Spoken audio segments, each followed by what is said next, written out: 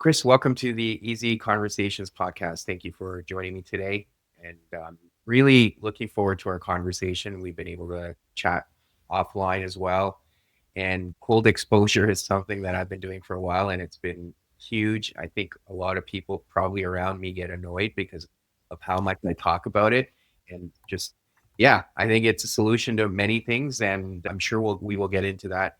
And just to kick it off, I think for me, it was really beneficial, especially with being able to train hard and be active. And it's really helped my ability to bounce back and not experience a lot of soreness after an intense workout and just manage that injury piece. So, do want to touch all of that as we get into it, but I do want to also give you an opportunity to share with the listeners a little bit about yourself and what's brought you here today.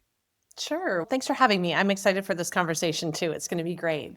I actually come from it on you're more of you were desiring the physical health benefits of it. I was really my motivation to finally try it was the mental health benefits. Mm, I had heard that could be the case, and I certainly didn't jump right into it. I had a friend who recommended multiple times that I should try it, and I was like, no, I don't want to. And I'm usually one that you can sell me pretty easy. I'll try anything once. And I was like, I just really hate cold. I just mm, don't want to.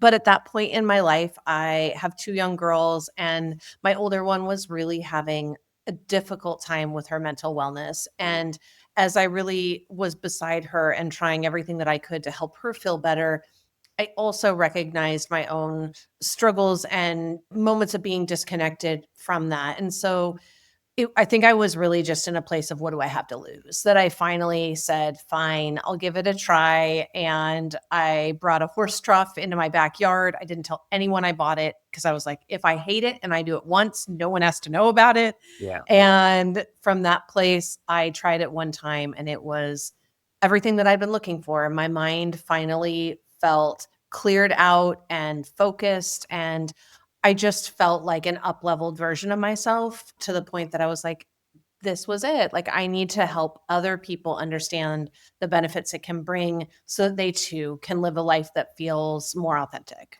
Yeah. And I appreciate that because often that mental side of it doesn't come to the forefront, but I do Yep. agree with you. It's a good reset. Even for me, I find it just helps me regulate my nervous system. And Yeah. it's part of being able to deal with that adrenaline, and especially manage that stress. I Mhm. often explain it in the sense that if I'm voluntarily exposing myself to this difficult situation, especially first thing in the morning, I don't think there's Yeah. ever a time where I'm looking forward to it. It's always a bit of a struggle getting into Yeah. it, but that's it. I've been able to manage that and face it head on. So throughout the day, when the typical stressors come up, I'm able to deal with them. But are you able to expand on the benefits then from that perspective and some Yeah. of the things you've noticed and how you're helping people identify it as well? Because everyone has different experiences with it too. So how do you capture that Yeah. holistically?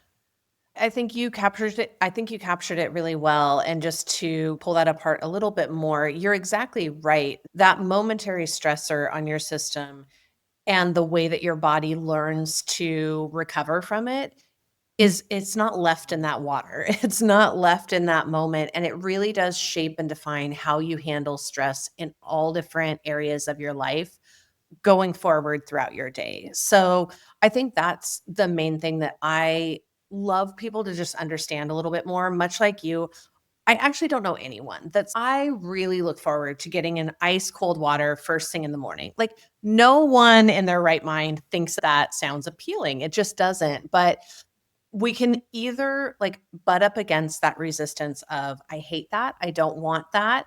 Or you can think about maybe just that one idea of maybe I could handle stress in a different way.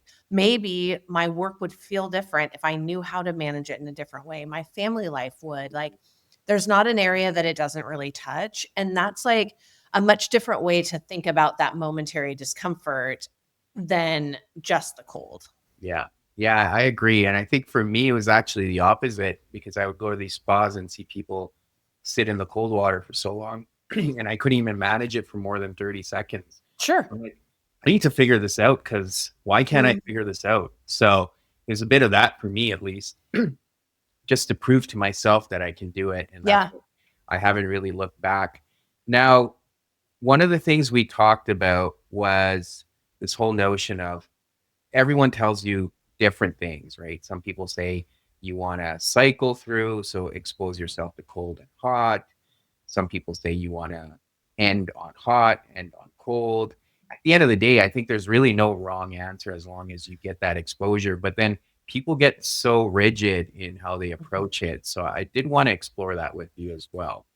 Yeah, definitely. I That's honestly one of my favorite topics about it because I think so many people like to come into the conversation with here's what the research shows and here's by science all the ways that this should look. And it's just not black and white that way. And that's what I love just opening it up to think about it through your own lens because what your body might want and what mine might want are probably two totally different things. And what mine wants today versus tomorrow might look completely different. So when you think about that, cold therapy or cold exposure really is like two variables. You've got your time and you've got your temperature. Cold therapy is any, or cold exposure, I should say, is anything from 40 to 60 degrees Fahrenheit, which is a huge range. And then the time literally doesn't matter. So the time is really what your body is telling you. And so, what I think is such an incredible piece of this experience is learning to tune into what your body is telling you because it's one of those things where it's like it's not right or best to see how long you can go at the coldest temperature possible. Maybe for one person that is. I can tell you for me it's not. I actually listened to a podcast recently where a woman was saying that for women she recommended actually dialing way up the temperature. Mm, So she was like, for women's bodies, you need to be a little more moderate in the temperature than lower. mhm. And I had this moment of, have I been doing it wrong this whole time?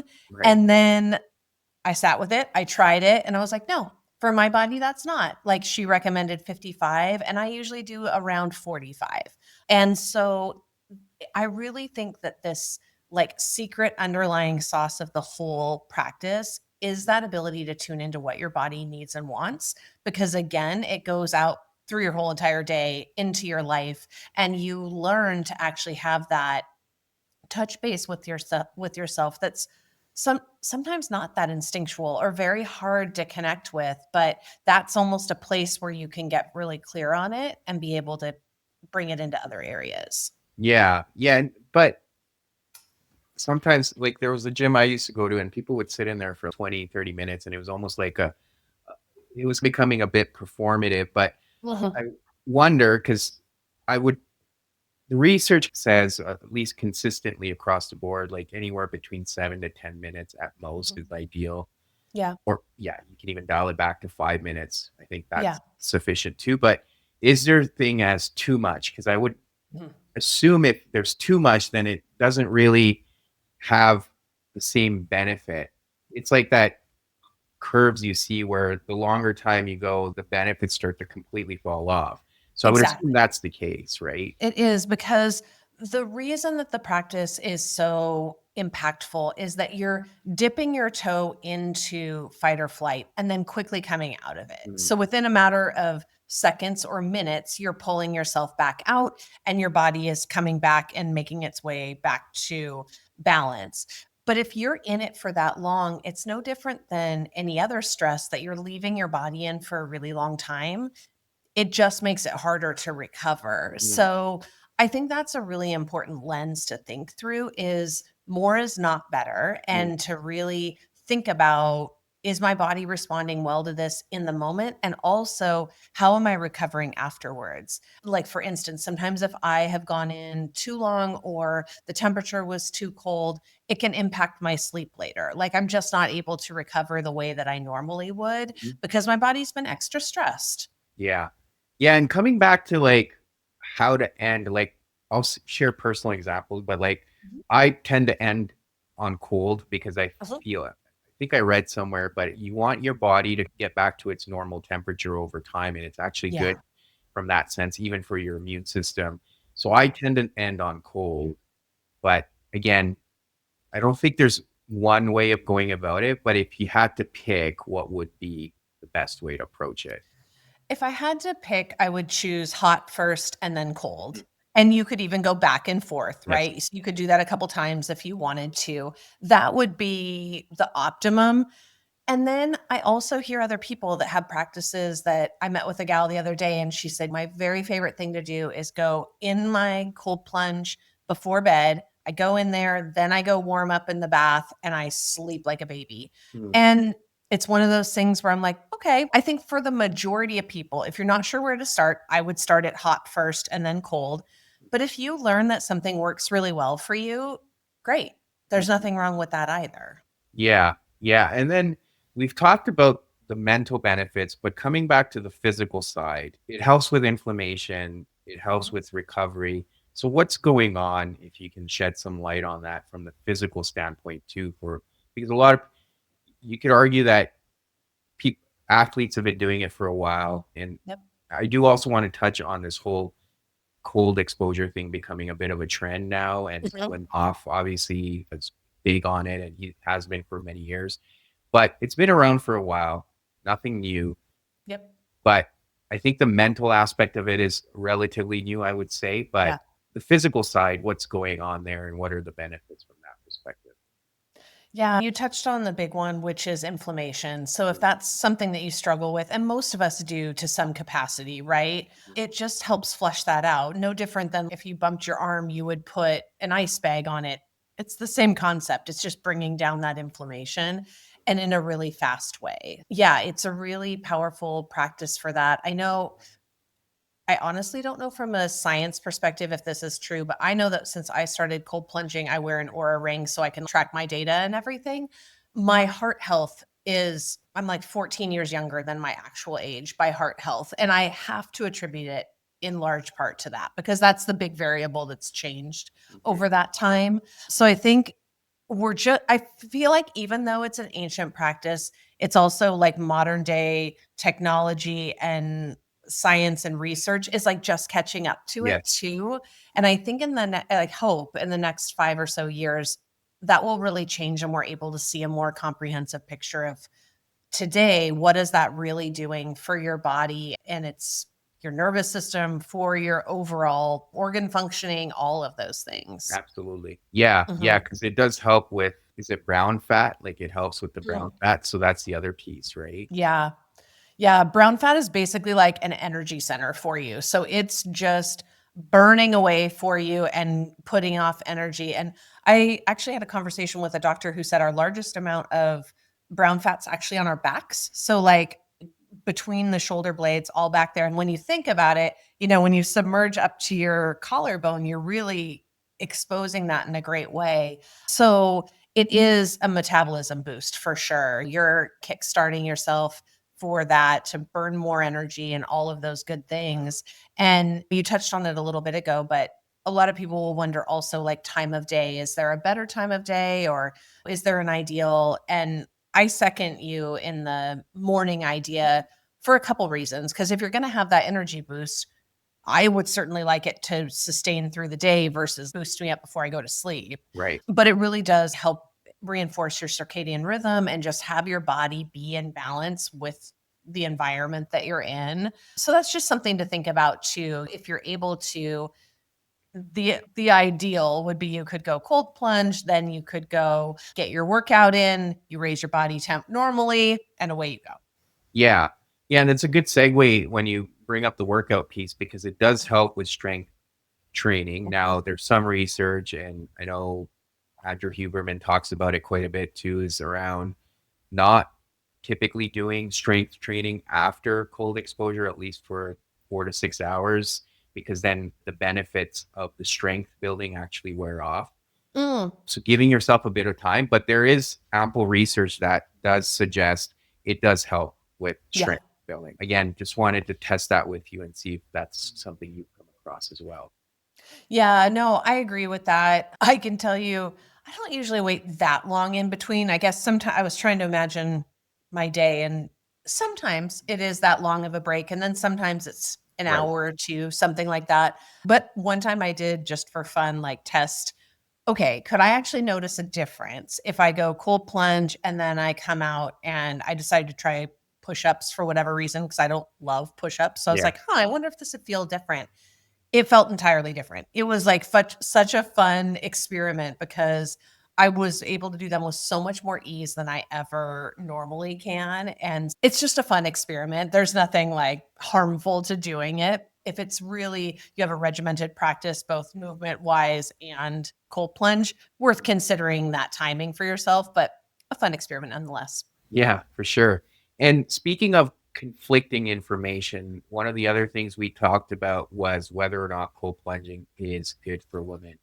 And I know you Mhm. touched on earlier maybe higher temperatures, but for that matter, in general, Yeah. what why is there that conflict there, and why would people suggest it's not good for women? So the reason that people say, from what the research that I've heard, is that women's bodies handle the stress of heat better than they naturally handle the stress of cold. That's the argument for it. But I think that is so individual. I feel like that's a pretty big generalization in those terms because I can tell you for me, like I know a lot of people that love to go in a sauna that's 190 degrees and I just can't do it. Mm. My body cannot handle it. It doesn't feel good. I'm not gonna put it through that. But I can go sit in really cold water for a short amount of time, and I can come out feeling really rejuvenated, feeling better. So I think that you just have to have a little bit of curiosity around what works for you and what doesn't. I think personally, as a woman in her mid-40s, there are so many benefits to trying cold therapy. Women in particular are always the folks who are like, "Nope, hard no, will not do it." And I'm like, "Okay, that's cool, but just so you know, here's been my experience because it really has helped balance hormones and I do believe it's boosted my metabolism and at the end of the day, like to handle stress better. And we all have a lot of stress on our plates, and we know that we need a way to flesh that out. And I am all for meditation, I'm all for yoga, breath work, strength training, all the things. But sometimes, like, we just don't have enough time in the day. And what if 2 minutes was enough to Right. really reset your nervous system, flush out that stress? And that you could feel good again. I just feel like, what do you have to lose? You're not coming at it with side effects or anything. I would highly encourage anyone to try it. Yeah, and to your point, it's an easy thing that you can do. I would, Yeah. and this is probably another question to explore further, is because like most of the time I'm doing it in my shower, right? Yeah, So I don't always have the time to go do a full plunge. totally. But the shower water is cold enough, I would Mhm. think, that you're still getting the same benefits to a certain extent, and it's pretty easy, low cost Yep. option to implement pretty quickly rather than spending thousands of dollars to have a full plunge option as well.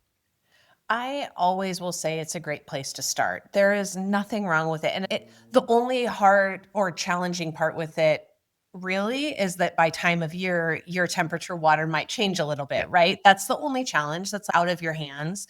But anyone could fill a bathtub if you have it and put ice in there and have that as an option too. So there's lots of ways to dip your toe in it and try it and not feel a large sense of commitment. And I think that's great.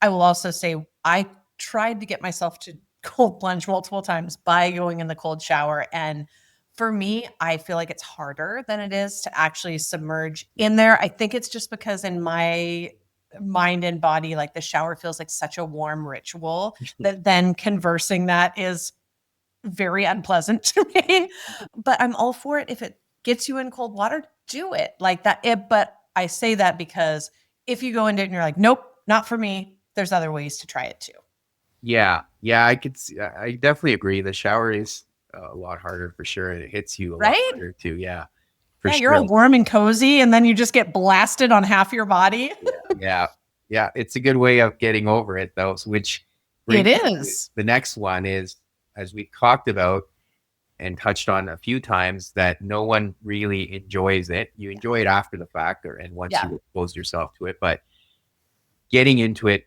for me, I can only speak for myself, is always a struggle. There's no part of me that's Mhm. like, oh, I can't wait. But how do people then get over this resistance or even the idea of hating it? Because maybe telling yourself, I'm going to get over it is probably not a good way of going about it, Yeah. anyways, because it's not something that you get over. Exactly. I think the way to think about it is instead like I picture it two little posts and you're like running up against this one that's I hate cold, I don't want to get in it. But if you could hop over that and look on the other side and just almost wave a magic wand and be like, what would I hope? Like what how could I feel? What would my mind feel like? What could I dream up?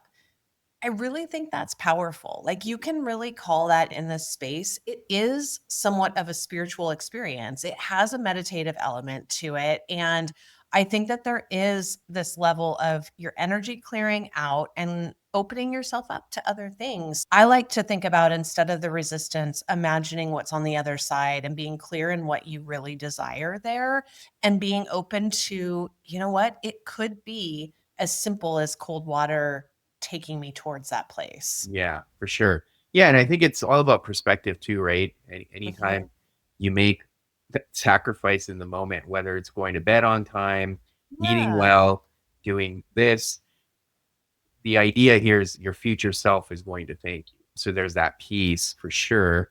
Now, you touched on this idea of it being meditative. I do agree with you, but some people may not fully be able to connect Yeah. that. From your perspective, what makes it so meditative? And let's Mhm. spend some time talking about that. And even that Yeah. spiritual element, whether or not people actually connect with that, but that Mhm. does play a part as well. Yeah. Definitely. Much like you, I can speak to my own experience. So when I get in the water, my first thing is it almost feels like a charge or a lightning bolt goes through me like from my toes to my feet and it feels like it just clears it all out. So that's like the first thing. But then it just tends to be a quiet space because I intentionally have mine outside so that like my kids can't come up or what like they usually know that's my time so they give me that space. But I do close my eyes, I focus on my breath and when it is really cold, it's intense. So you're very much brought to the present moment just like you would be in meditation. Yeah. So it's obviously a different container. It's a different feeling of it, but that sense of being very grounded in the present moment and having that like almost conversation with your own intuition, both of those for me are my meditative experience. Mhm. So they have flavors of each other. Yeah, I agree. I think very much like yourself, the only thing I can focus on is my breath because Mhm. everything else just makes it worse. But Yes. by being able to focus on my breath, I'm in the present and it just makes it that much more bearable. And then Yeah. time just flies by. So I Mhm. do agree that is one of those practices where I can fully immerse myself and be present. Whereas even just doing normal meditation or breath work, I do find my mind will drift and then I have to Mhm. bring it back. So in this Mhm. case, definitely it's a good way of experiencing that. Now, you obviously do a lot of work in this space. So, what are some things you're helping people with? Because, yeah, like how do you support people in this space, especially to not only immerse themselves in it, but then continue on this path to make it a part of their daily ritual or part of their practice? I think real that's a great question. And I've created a company called the ChillPods, designing a really beautiful cold plunge to help people up level their space and have a really amazing cold plunge experience. But it's like that goes hand in hand with trying honestly to give a female voice to this practice because as you look around there's so many men that are experiencing this or sharing that information out and I think it's really powerful to have who can listen or see myself and be like okay I can relate to that and that feels a little different and the way I talk about it is maybe a little different flavor than other people will so I'm just trying to give some different perspectives on the same topic and help people understand it or think about it in a little different way. And at the end of the day, I just want more people in cold water Mhm. so that they can also see how transformative it can be and hopefully like really just jump to the next best level of themselves. Yeah, for sure. And I appreciate that. So you're talking about the chill pod, and you're talking also about bringing that woman's voice to the product itself. But how is it setting itself apart from some of the other products that are out Sure. there from that lens? Yeah, definitely. So there's two things that really, if you like boil it down, I feel like there's two big things that set it apart. Number one is the aesthetics of it. It's called the Chill Pod. It looks like a little pod.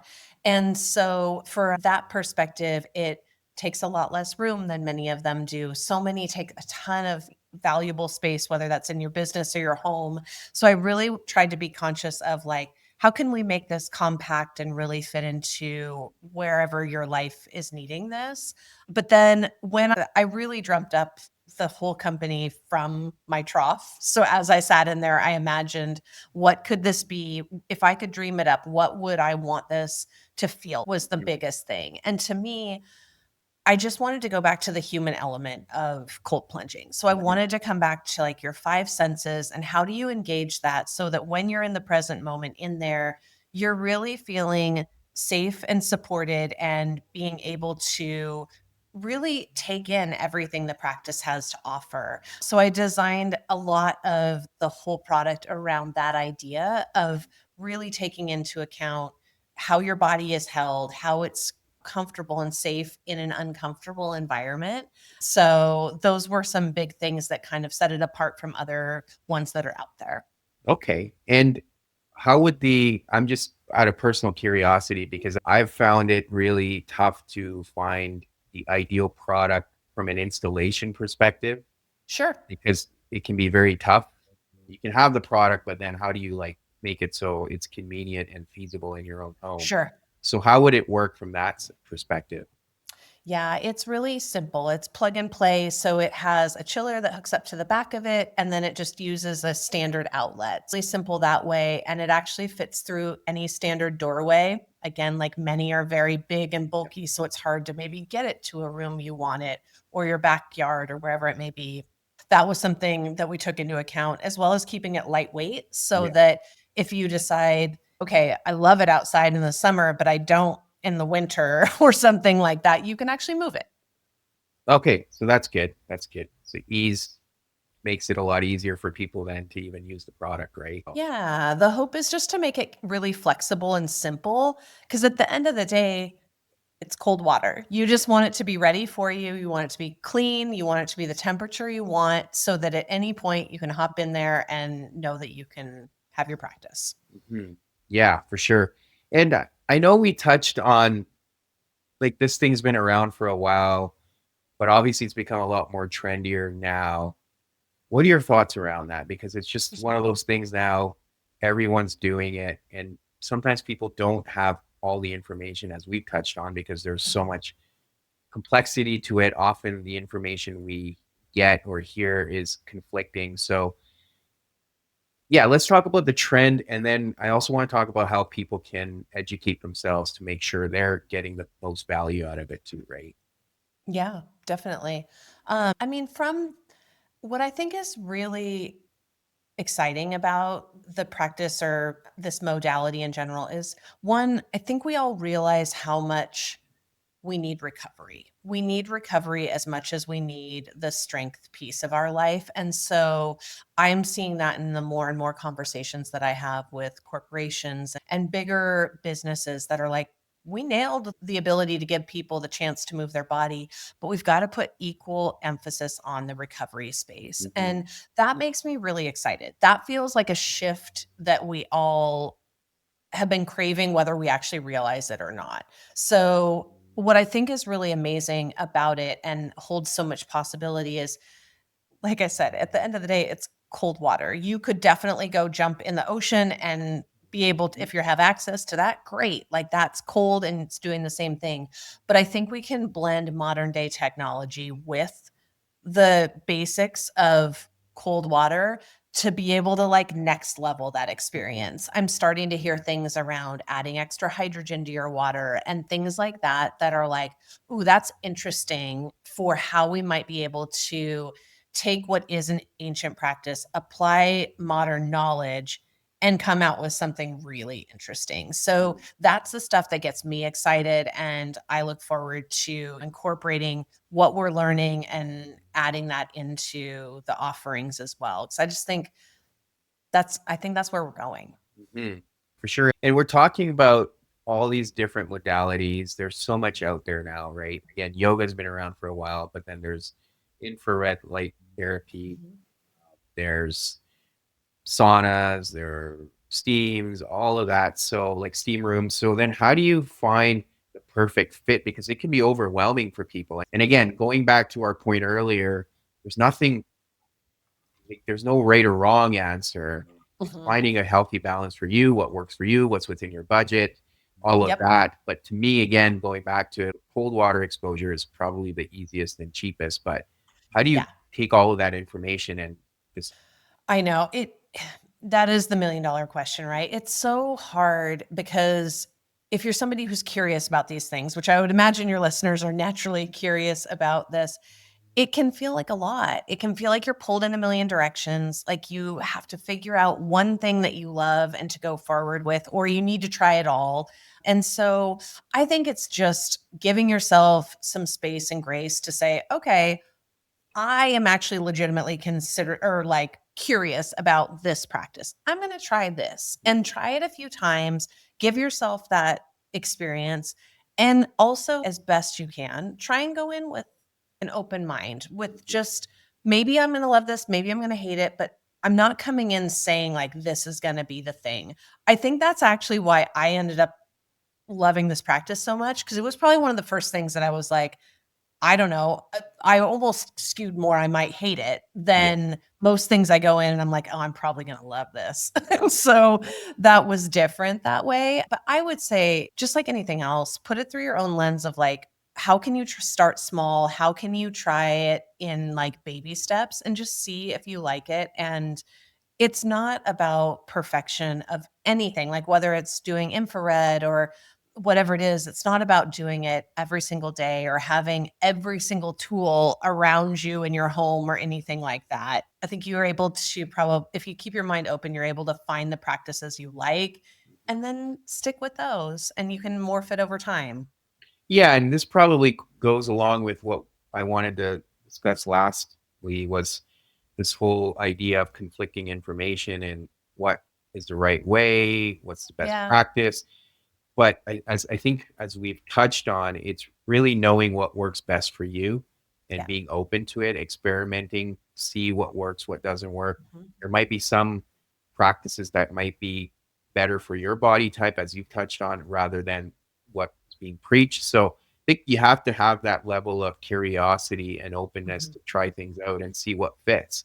And Yeah. then over time, you may realize that you're not getting the same benefits, and that could be a time to pivot as well, but not Mhm. becoming so rigid where you're not even considering change in the future as well.